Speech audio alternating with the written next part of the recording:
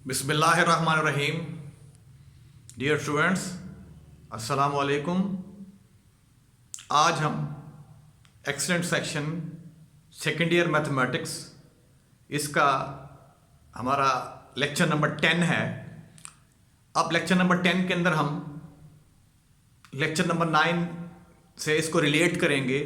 अगर आपको याद हो, लेक्चर नंबर 9 के अंदर हमने 3.3 एक्सरसाइज कुछ सवाल किए थे और उससे पहले कुछ एग्जांपल्स हमने की थी। ठीक है जी, अब वही सिलसिला आगे चलाते हैं हम।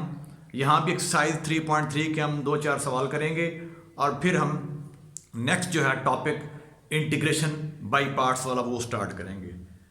ठीक है, तो लिहाजा अब हम ये सिलसिला आगे इसको बढ़ाते हैं। एक्सरसाइज 3.3 इसका क्वेश्चन नंबर 3 और 11 पहले ये डिस्कस करते हैं। तो क्वेश्चन नंबर 3 में कह रहा है एवेल्युएट।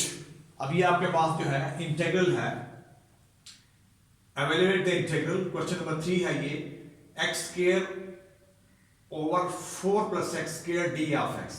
ठीक है जी, अब इसमें देखें, यहाँ पे आपके पास ये रैशनल फंक्शन है। अब इसको आपने इस तरह इसमें जो न्यूमिनेटर है वहां पे आपने 4 जमा कर देना है और 4 माइनस कर देना है। ठीक है, ये हम क्यों कर रहे हैं? हम इसको किसी ऐसी शेप में लेके आ जाएंगे जहां से हमारे पास इसकी फॉर्मुलेशन, इसका फॉर्मूला इस पे अप्लाई कर सके और इसकी इंटीग्रेशन जो है वो हमारे लिए इजी हो जाए। ठीक है जी, तो हमने यहाँ पे न्यूमरेटर के अंदर जो है वो +4 किया है और -4 कर दिया है। अब इसको फिर आप इस तरह ब्रेक कर सकते हैं, 4 plus x square divide by 4 plus x square. ठीक है जी, integral 4 plus x square divide by 4 plus x square D of x minus 4 divide by this 4 plus x square D of x. अब यहां पे आ जाएगा इंटीग्रल 1 डी ऑफ एक्स, मान हो गया ये डी ऑफ एक्स माइनस 4। अब इसको लिख सकते हैं 4 बाहर निकाल लिया, 1 ओवर 4 लिखा है हमने 2 का स्क्वायर प्लस एक्स का स्क्वायर डी ऑफ एक्स। ठीक है, अब 1 का इंटीग्रल तो सिंपली x हो गया। अब इस पे हम फार्मूला अप्लाई करेंगे। इस पे वी नो दैट, हम जानते हैं कि integral 1 over a square plus x square या x square plus a square D of x is equal to 1 over a tan inverse of x over a plus c के।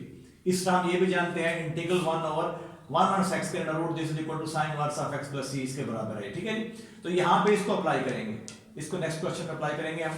तो यहाँ पे इसको अप्लाई करेंगे तो ये 1 का इंटीग्रल x हो जाएगा -4 और यहाँ पे 1 over a 1/2 tan inverse of x over 2 plus c। अब इसे कट जाएगा तो यहाँ पे आ जाएगा x -2 tan inverse of x by 2 plus c। ठीक है, तो ये हमारे पास क्वेश्चन नंबर 3 है जो हमारे गालबन होमवर्क में शामिल था।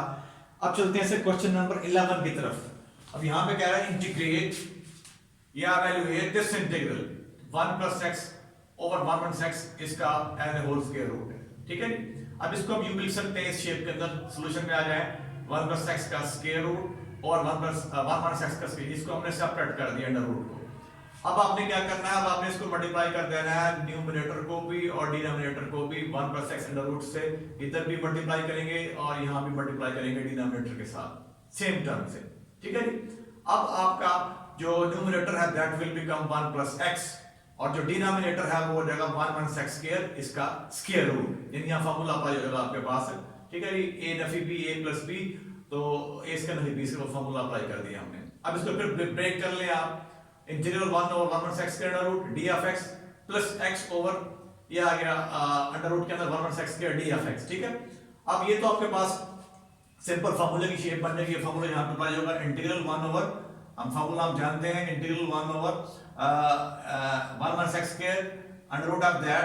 ठीक है, sin inverse of x plus c के इक्वल होता है, तो ये तो sin इनवर्स ऑफ x हो जाएगा। ठीक है, अब यहाँ पे आपने क्या करना है, अब आपने इसको ऊपर शिफ्ट कर देना, इसको ऊपर शिफ्ट कर दिया हमने। ठीक है, तो 1 माइनस x स्क्वायर इसकी पावर नफी 1/2। अब यहाँ पे देखें तो ये फंक्शन की पावर है, आगे इसका इस पे अप्लाई करना चाह रहे हैं पावर रूल, तो आगे इसका डेरिवेटिव होना चाहिए। तो यहाँ पे x हमारे पास ऑलरेडी है, हम नफी 2 से इसको मल्टीप्लाई कर देंगे डेरिवेटिव इसका बनाने के लिए और 1/2 से इसको यहाँ बाहर जो है वो ज़रब दे देंगे। ठीक है जी, नफी 2 से यहाँ मल्टीप्लाई किया और 1/2 से यहाँ पे हमने इसको डिवाइड कर दिया। ठीक है, अब ये फंक्शन की पावर है, अगर इसका डेरिवेटिव बन गया हमारे पास तो यहाँ अप्लाई करेंगे पावर फार्मूला, तो ये क्या हो जाएगा, पावर में का इजाफा करेंगे और उस चीज से डिवाइड करेंगे। तो पावर में अगर नफी 1/2 प्लस 1 करेंगे तो 1/2 आ जाएगा और वही चीज आपके पास बटे में आ जाएगी 1/2। अब ये नफी 1/2 ऑलरेडी है तो ये से कैंसिल, तो यहाँ जब इसको सिंप्लीफाई करेंगे तो ये आ जाएगा sin inverse of x Nafi जिधर कितना 1 माइनस x स्क्वायर और प्लस सी। तो ये हमारे पास इसका क्वेश्चन नंबर 11 है। फिर हम इसका एक सवाल और करते हैं, फिर हम चलेंगे नेक्स्ट टॉपिक की तरफ। नेक्स्ट टॉपिक हमारा जो है वो है इंटीग्रेशन बाय पार्ट्स। उसमें देखिए एक्सरसाइज 3.3 का ये क्वेश्चन 15 है। कह रहा है evaluate the integral cos of x divided by sin of x ln of sin of x d of x।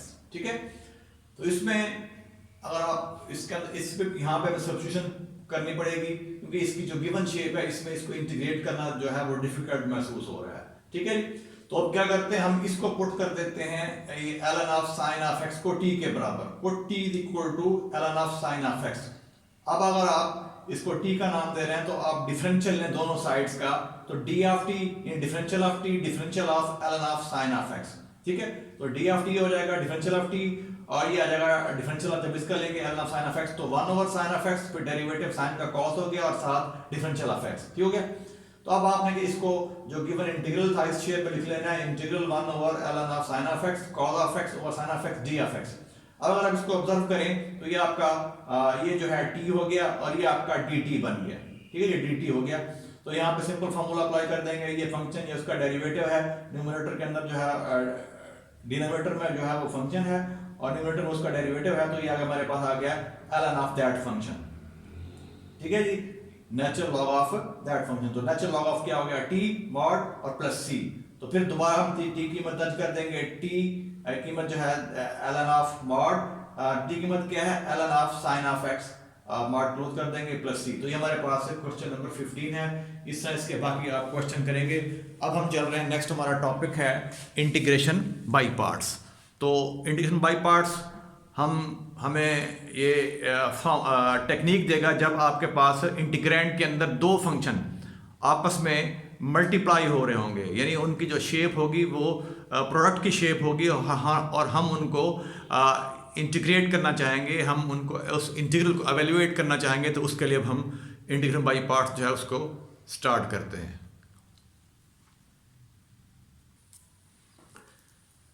Integration by parts, इसमें देखिए हमारे पास फॉर्मूला है, जब इंटीग्रैंड के अंदर दो फंक्शन मल्टीप्लाई हो रहे हों और हम उनको उसको इंटीग्रेट करना चाह रहे हैं। ठीक है जी, ये हमारा, इसे हम इंटीग्रैंड कहते हैं, और ये एक f of x है, g of x है, ये दोनों x के फंक्शन हैं और इनको इंटीग्रेट करना चाह रहा है x के लिहाज से। ठीक है, तो यहाँ पे हमें जरूरत पड़ेगी इंटीग्रेशन बाय पार्ट्स की। ठीक है जी, इसके लिए आप यहाँ पे आपको सिलेक्शन करनी पड़ती है कि हम पहला फंक्शन किसको लें, यानी fx किसको लें, gfx किसको लें। ठीक है, अब ये हमें फार्मूला, ये जो integral f of x gfx किसके बराबर है, यानी इसकी एक्सपेंशन क्या है, तो उसमें एक्सपेंशन में आ जाएगा first function as it is, first function as it is, यानी जो fx है एज इट इज। फिर दूसरा जो है सेकंड जो है जो कि gfx है, इसका एंटी डेरिवेटिव, ये यहाँ मल्टीप्लाई होगा, यहाँ पे ये मल्टीप्लाई हो गया। ठीक है, यहाँ से ये ज़रब हो रहा है, तो यहाँ पे ये इसका मल्टीप्लिकेशन आ गया आपके पास। ठीक है, फिर minus integral sine, integral sign, फिर ब्रैकेट, इसके अंदर जो आपने सेकंड फंक्शन जो यहाँ पे आपने इसको इंटीग्रेट किया वो दोबारा आप यहाँ पे इसको लिखेंगे, फिर into derivative of first one into derivative of this, यानी f of x का डेरिवेटिव, और फिर आपने इसकी फिर जब यहाँ इसका डेरिवेटिव ले लेंगे फिर आपने इसको दोबारा इंटीग्रेट भी करना होगा। तो यही वजह से हम कहते हैं इंटीग्रेशन बाय पार्ट्स। ठीक हो गया जी, फिर सुन लीजिए फॉर्मूला कि जब हमारे पास ये इंटीग्रैंड है, इंटीग्रैंड के अंदर दो फंक्शन आ रहे हैं और वो प्रोडक्ट की शेप के अंदर है, और उसको हम इंटीग्रेट करना चाह रहे हैं या उस इंटीग्रल को एवेल्युएट करना चाह रहे हैं, तो हम बाय पार्ट्स वाला फार्मूला अप्लाई करेंगे। तो इसमें हमने सिलेक्शन करनी होती है कि हमारा फर्स्ट फंक्शन कौन सा है, दूसरा कौन सा है, दूसरा कौन सा ले और पहला कौन सा ले। तो इसमें अगर आपका ये फर्स्ट है f of x, ठीक है, और g of x सेकंड है, तो ये बराबर है इसकी एक्सपेंशन, ये फार्मूला में क्या देता है, this is equal to f first as it is, दूसरे का antiderivative minus integral sign, फिर into and derivative of second one in g of x का, सेकंड वन का डेरिवेटिव, सेकंड वन का and derivative into derivative of first one यानी fx का derivative, और फिर दोबारा इसको आप आखिर फिर दोबारा इसको आपने इंटीग्रेट भी करना होगा x के लिहाज से। ठीक है, तो इसमें हमारे पास कोई जनरल रूल तो नहीं है, लेकिन हमारे पास एक थोड़ा हमने जो है वो एक टोटका सा बनाया हुआ, टोटका कह सकते हैं इसको आप, अपने क्वेश्चंस को सॉल्व करने के लिए या इंटीग्रेशन बाय पार्ट्स के लिए जब हमें सिलेक्शन करनी होती है फर्स्ट फंक्शन की, सेकंड फंक्शन की इंटीग्रैंड के अंदर, तो हमारे पास एक लफ्ज है आई लेट, ILATE। तो आई से मुराद जो है इनवर्स ट्रिग्नोमेट्रिक फंक्शन है, ठीक है, जिसमें साइन इनवर्स आएगा, कॉस इनवर्स आएगा, टेन इनवर्स आएगा। एल से मुराद लॉगरिथमिक फंक्शन, जिनमें लॉग आ रहा हो, नेचुरल लॉग हो, जनरल लॉग हो, ठीक है जी। और ए से मुराद अलजेब्रिक फंक्शन, जैसे हमारे पास x है, x क्यूब है, x स्क्वायर है, x स्क्वायर प्लस 1 है, अलजेब्रिक फंक्शन ए से मुराद। टी से मुराद क्या है? ट्रिग्नोमेट्रिक फंक्शन, जिसमें साइन है, कॉस है, टेन है, सीकेंट है। और ई से मुराद एक्सपोनेंशियल फंक्शन, ठीक है जी। एक्सपोनेंशियल फंक्शन मुराद ए की पावर x, e की पावर x, e की power x square and so on, ठीक है। तो अगर आपके पास इंटीग्रैंड में इनमें से यानी इनवर्स अगर आपके पास इंटीग्रैंड के अंदर जो है दो फंक्शन आ गए, एक आपके पास अलजेब्रिक है और दूसरा है वो ट्रिग्नोमेट्रिक, तो आप पहला जो है वो लेंगे अलजेब्रिक फंक्शन को, क्योंकि ए पहले आ रहा है। इस जो मैंने आपको बताया है, लफ्ज बताया आई लेट, तो इसमें ए पहले आ रहा है, टी बाद में है, तो we will take algebraic as a first function, यानी उसको आप एफ की जगह पे लेंगे। और जबकि जो टी है इसको दूसरा फंक्शन लेंगे, यानी ये टी आप लेंगे जीएफएक्स की प्लेस पे, ठीक है। अब इसकी मैंने एक मिसाल भी यहाँ पे सामने इसको समझाने की कोशिश की है। अब जैसे कह रहा है evaluate this integral x cos of x, इसको हमने x के लिहाज से इंटीग्रेट करना है, या फिर हम सिलेक्शन करेंगे कि हम पहला फंक्शन किसको लें, दूसरा किसको लें, यानी fx क्या होगा, gfx क्या होगा। अब अगर आप इसको ऑब्जर्व करें तो x सिंपली अलजेब्रिक फंक्शन है और cos ऑफ x जो है ये ट्रिग्नोमेट्रिक है, ठीक है। तो ये अब ये आपका पहला होगा, तो देखिए तरतीब में आपके पास a पहले है, t बाद में है, तो अलजेब्रिक पहला और t ट्रिग्नोमेट्रिक वो जो है वो दैट विल बी सेकंड, यानी ये फर्स्ट होगा और ये दूसरा होगा। तो यहाँ पे देखें हमने इसको x को फर्स्ट ले लेना है और इसको cos को सेकंड, यानी ये आप fx है, ये gfx। तो फार्मूला क्या बता रहा है, ये किसके बराबर है, ये बराबर है इंटीग्रल, ये this integral is equal to first as it is, यानी fx एज इट इज, फिर anti derivative of g of x, इस केस में आपके पास वो cos ऑफ x है, इसका एंटी डेरिवेटिव, ठीक हो गया। फिर माइनस इंटीग्रल साइन ब्रैकेट के अंदर फिर anti derivative of g of x, ठीक है, into derivative of first one, यानी derivative of f of x, जो कि x का डेरिवेटिव x के लिहाज से x आएगा हमारे पास, जो कि 1 होगा, ठीक है जी। अब इसको फिर हमने दोबारा फिर इंटीग्रेट भी करना होगा, ये हमारा इंटीग्रल साइन इंडिकेशन दे रहा है हमें, ठीक है। अब यहाँ पे x एज इट इज और एंटी डेरिवेटिव आ गया साइन का इंटीग्रल, सॉरी cos का इंटीग्रल जो है वो sin x हो गया, माइनस ये वाला और इंटीग्रल साइन ये वाला, ठीक है। और यहाँ पे इसका इंटीग्रल जो है cos का वो sin हो गया और इसका डेरिवेटिव x के से 1 हो गया, तो यहाँ बचेगा सिंपली आपके पास x sin of x minus integral sin of x। तो sin of x का जो एंटी डेरिवेटिव है वो माइनस cos of x, ठीक है। तो अल्टीमेटली आपके पास जवाब क्या आ जाएगा, x sin of x plus cos of x plus c, ठीक है जी। एक एग्जांपल और लेते हैं इसी तरह की। फर्ज किया अगर आपके पास इंटीग्रैंड के अंदर हमारे पास ये आ गया x स्क्वायर आ गया और sin इनवर्स x आ गया, sin इनवर्स x आ गया। अब फिर आपने सिलेक्शन कैसे करनी होगी, अब देखिए आपके पास ये जो है अलजेब्रिक फंक्शन है और ये इनवर्स ट्रिग्नोमेट्रिक है। तो अगर आप तरतीब देखें तो आपके पास इनवर्स ट्रिग्नोमेट्रिक फंक्शन जो है ये पहला है, तो ये आपका जो है वो फर्स्ट होगा, ये f ऑफ x की जगह पे होगा, यानी जिसको फर्स्ट फंक्शन कह लेंगे। और ये जो है ये आपका जो है सेकंड होगा, g ऑफ x की प्लेस पे होगा, ये सेकंड फंक्शन ये होगा, ठीक है। तो इस तरह आपने इनकी सिलेक्शन करनी है, ठीक है। अगर आपके पास इंटीग्रैंड के अंदर t आ जाए, ट्रिग्नोमेट्रिक फंक्शन आ जाए और एक्सपोनेंशियल आ जाए, तो फिर t वाले को आप पहले लेंगे, यानी जो ट्रिग्नोमेट्रिक उसको पहले लेंगे और ये जो एक्सपोनेंशियल है इसको आप दूसरा लेंगे, ठीक है।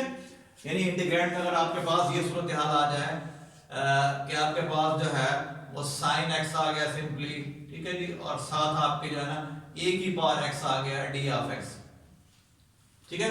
तो ये आपका जो है वो पहला होगा और ये जो है वो क्या होगा, ये दूसरा होगा, ये पहला ये दूसरा, ठीक है। e की पावर x आ जाए, e की पावर x आ जाए, तो इसमें आपने इसकी सिलेक्शन करनी होती है, ठीक है। तो इस तरह हम सिलेक्शन करते हैं ताकि हमारे पास जो इंटीग्रेशन का प्रोसेस है वो आसान हो जाए, इससे हम गिवन जो इंटीग्रल है उसको हम इंटीग्रेट कर लें।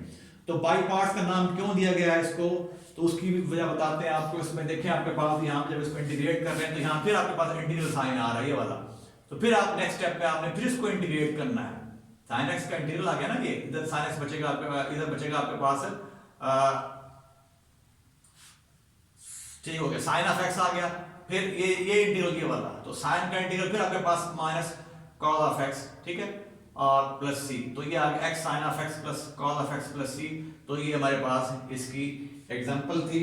फिर हम नेक्स्ट इसकी एग्जांपल फर्स्ट की, अगर आपके पास इंटीग्रैंड के अंदर एक एग्जांपल और देते हैं। अगर आपको इंटीग्रैंड के अंदर इस किस्म का जो है वो फंक्शन आ जाए, एक फर्स्ट के हमारे पास एक्स स्क्वायर आ रहा है और एक आ रहा है ln of x D of x, ठीक हो गया। तो अब आपने जो पहला फंक्शन है ये आपका अलजेब्रिक है और दूसरा जो है ये लॉग वाला है, ठीक है। तो इसमें देखें आपका एल पहले है, इस जो आपके पास ये जो आपको लफ्ज बताया हुआ है आई ले, तो इसमें एल पहले है, तो ये आपका जो है फर्स्ट फंक्शन होगा, यानी एफ एक्स की जगह पे ये आ जाएगा आपके पास, ठीक है, और ये जो आपका आ जाएगा जी एफ एक्स की प्लेस पे। तो इस तरह आपने सिलेक्शन करनी है, ठीक है। तो ये हमारे पास इंटीग्रेशन बाय पार्ट्स है। फिर हम मजीद इसके इसी कुछ एग्जांपल करेंगे और एक्सरसाइज जो है वो 3.4 नेक्स्ट लेक्चर के अंदर जो है वो स्टार्ट करेंगे।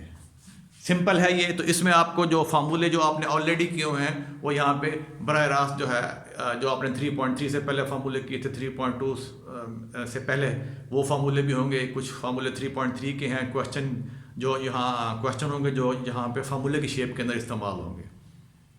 तब तक के लिए अल्लाह हाफिज़।